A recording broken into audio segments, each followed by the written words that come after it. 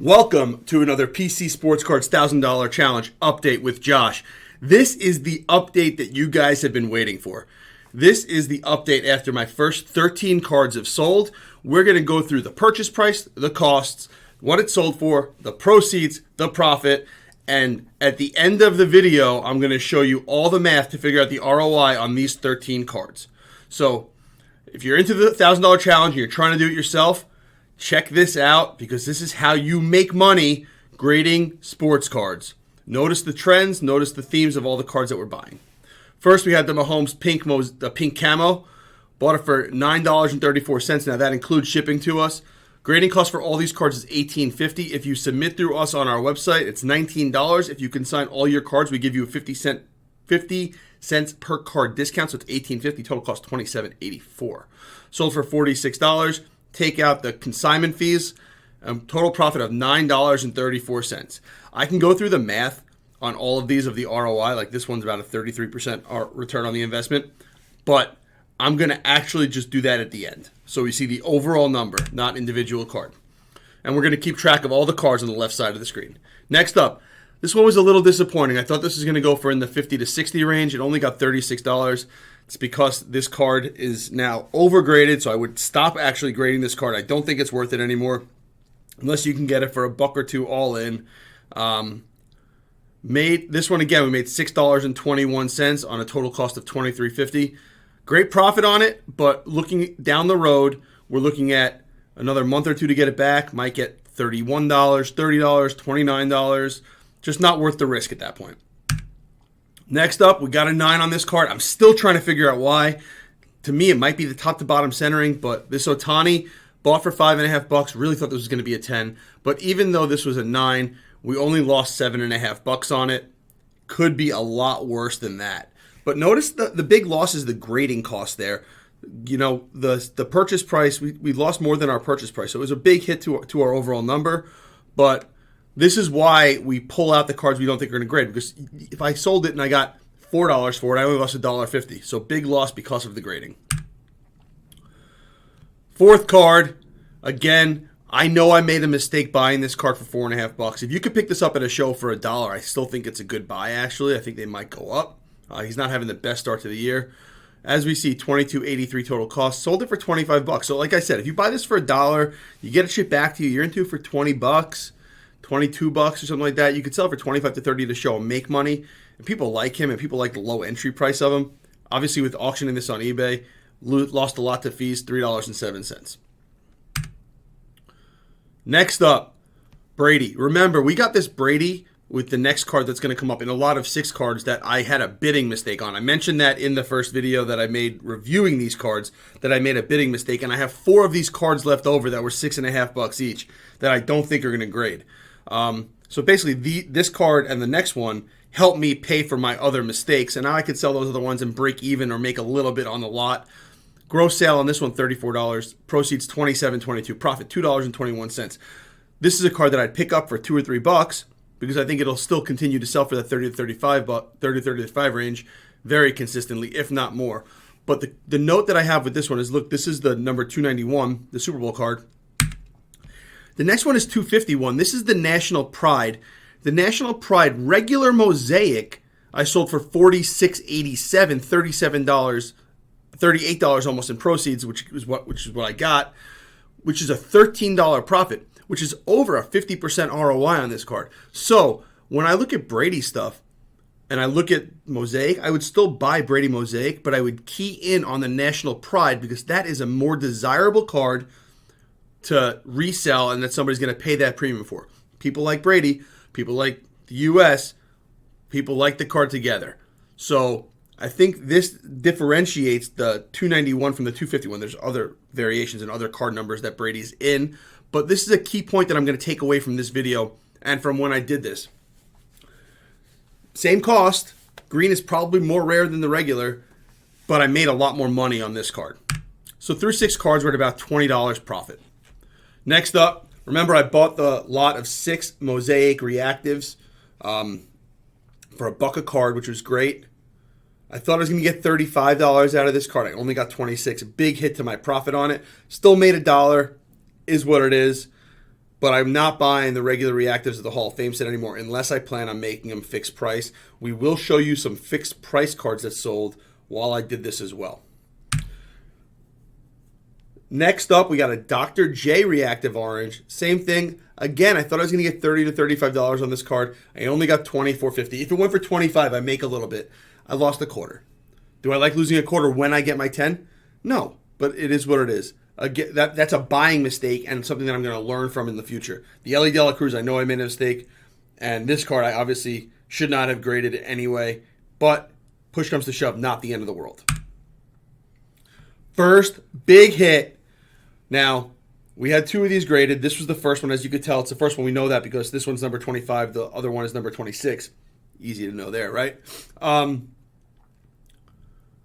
Paid $50 for it. All in with grading, $68.15. Remember, the grading cost does not come out of pocket. It comes out of the sale of the cards. I just put it up there so it would be nice and spread out, nice and equal. This sold for $199.99 fixed price. I had these two cards listed right before the trade.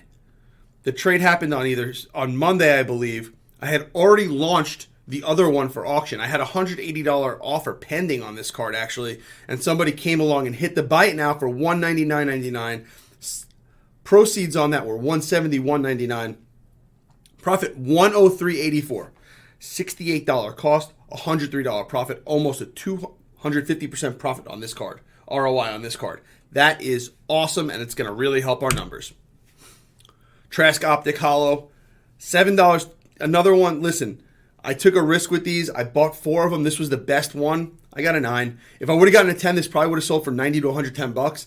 It was worth the risk. I lost $13 on it. It's actually a really big loss. But I know that these dimples are a little bit more prominent, and I should have been a little bit pickier and just said, no, you know what, just eat the whole thing. But you got to try some things every once in a while. Remember, on these two orders, I went 10 for 13. Big percentage there. Next up, this is the Jordan Love that we auctioned.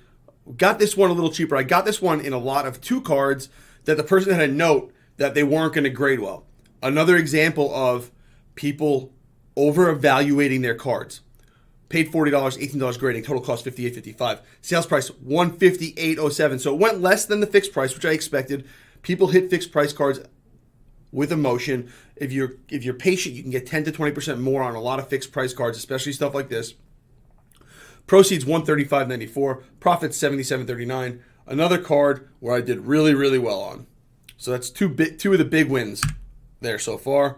Huge loss here. Optic Hollow lost $19. So I lost more than the grading cost even because of the total cost of the card and the fees and everything. I bought again, this one has a lot of dimples and a lot of issues. I wanted to take a chance on it to try to prove a point that you can still get 10s with dimples. I had like 5 dimples on it, still got a 9. That tells me that with 1 or 2, you can still get a 10. The top-bottom centering is obviously off. If I saw that along with the dimples, I probably wouldn't have sent it. But again, it is what it is. Remember that when we get, this is the second to last slide. When we get to the last slide, we're going to go over the ROI for the entire order. One thing I want you guys to know is that this isn't an exact number because remember, I have other cards that I evaluated that I didn't send in, right? I have, and 3 of those cards that I didn't send in have actually sold for a profit, but we're not including that in this number. We're just including the grading portion of it. So in general, you would probably lose money on a lot of cards that you bought and then resold recently after because you didn't think they were going to grade, but we're not including that at all in this number. Otani Continuity, I got 2 of them. One of them is still pending. Purchased this one for $45, $18.50 grading, $63 altogether. Sold at $200 fixed price. I had this one listed for $299.99. There were 4 auctions that had sold recently for about $200, $195, $205, and I figured that I was going to launch the auction on Sunday if it didn't sell, but somebody offered me that same number, so I just took the risk out of it, made $108 doing that. A no-brainer to me to more than double my money. So, here's the numbers, ladies and gentlemen. On the left side of the screen, you see all 13 cards, profit and loss. Total cost, which is the cost of the cards plus the cost of grading. I was into these 13 cards for $434.62. My gross sales on eBay from these cards was $850.49. Total proceeds after all consignment fees, which the fees that I'm charging myself now are the same fees that we would charge you if you used our services, which are roughly the same as you selling it by yourself and not doing any of the work on eBay and having to do all the work on eBay. The net sales proceeds were $713.49. Total profit of $278.87. Made $280 almost on $430. You show me something you could do that in right now. You show me another market or show me the stocks that you could buy where in a month, 2 months, we'll call it 2 months because this was the end of February. In 2 months, I made 64.2%. Now, if you multiply that out over 6 months, that's 360%. That means my $1,000 would become $4,600 if my math is right. So I'd make $3,600 on top of the $1,000. I still have the $1,000. That does not take into account any compounding, because compounding means that I'm going to reuse the money that I'm making and buy more. And since I'll have more to spend, that number should go up. So not even taking into account compounding, I should clear $4,000 easily in this challenge. There are some issues, right? Obviously, don't know that I'm going to buy as many gradable cards. Don't know that I'm going to sell as many cards as strong as this. But this seems to be a solid number. 13 cards, not that big of a sample size. But I did well on this. 64% seems good over 2 months. Seems like I can make this $6,000, $7,000, $8,000, especially if I buy right. My problem's going to be finding the right cards. The other key thing that I took out of this submission, I'm probably going to be leaving the $1 to $10 range and focusing on $30 to $60 cards. I have a little bit more money to work with. I have other orders coming back where I'm going to refill the money again. And those $30 to $60 cards are really the ones that I saw the big profit on. The 103, the 77, and the 108 were all cards that cost me $40 to $50. So if I could stick in that range and be picky enough when I grade, I can make a lot of money even quicker. I might start buying even more expensive cards after the next couple of orders come back in, and then we'll see how high we take this.